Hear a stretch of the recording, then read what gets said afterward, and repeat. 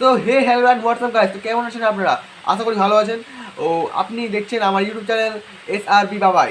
তো আজকের এই ভিডিওতে আপনি দেখতে চলেছেন যে কেমন করে ভিউজ বাড়বে ঝড় গতিতে। তো আসুন দেরি না করে দেখতে থাকি এই ভিডিওটি। তো আজকে আপনারা দেখতে চলেছেন যে ঝড়ের গতিতে ভিউজ বাড়বে কী করে। যে আপনারা কোনো ভিডিও ছাড়লেন অথবা সেই ভিডিওতে ভিউজ আসছে না, কিন্তু আজকে এই দুটো সেটিংস করলে আপনার ঝড়ের গতিতে ভিউজ আসবে। তো প্রথমে চলে যেতে হবে আমাদের YT স্টুডিওতে। এরপর ড্যাশবোর্ডে গেলেন। ড্যাশবোর্ডে যাওয়ার পরে ভিডিওটাতে ক্লিক করলেন এবং এই টিকমার্কে বা রুল চিহ্নতে ক্লিক করবেন। আচ্ছা, এই ক্লিক করার পরে আপনি দেখবেন যে যেটা আপনি লিখেছেন সেটা পুরোটা কপি করতে হবে। এটা 1 নম্বর সেটিংস। এটা কপি করার পর ডেসক্রিপশানে লিখতে হবে বা পেস্ট করে দিলেন, তাহলেই হবে। এরপরে চলে আসবেন আপনি সিলেক্ট অডিয়েন্সে। এটা মেন সেটিং আমাদের।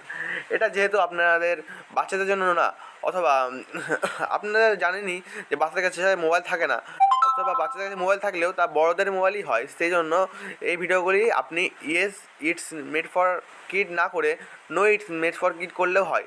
এবং এজ রেস্ট্রিকেশন বাধ্যতামূলক উপরটা করবে না, বাধ্যতামূলক নিচটাই করতে হবে, ঠিক আছে। এরপরে চলে আসেন আপনারা ট্যাগ শর্টস। ট্যাগসে আপনি দিতে পারেন যেরকম ছোটো tag @shorts SORTS shorts YouTube video YouTube shorts YouTube shorts YouTube shorts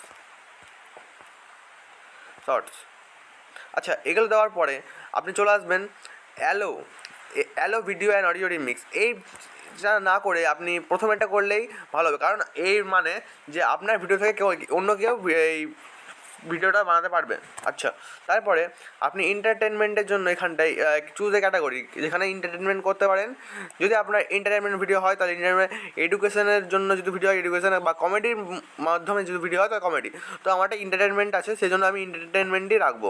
আচ্ছা, তারপরে চলে আসুন এই কমেন্ট অপশন। আপনি যদি চান যে কমেন্ট করবে কেউ, তাহলে আপনি কমেন্ট অন করে রাখতে পারেন। আমি এখানে অফ করে রাখছি, যেহেতু আমি এখানে কমেন্ট চাই না। আচ্ছা, বা আপনি আপনার যেহেতু পারপাসে আপনি অন করে রাখতে পারেন। এরপরে আপনি এখান থেকে ব্যাক চলে আসবেন, তারপরে সেভ করে দেবেন।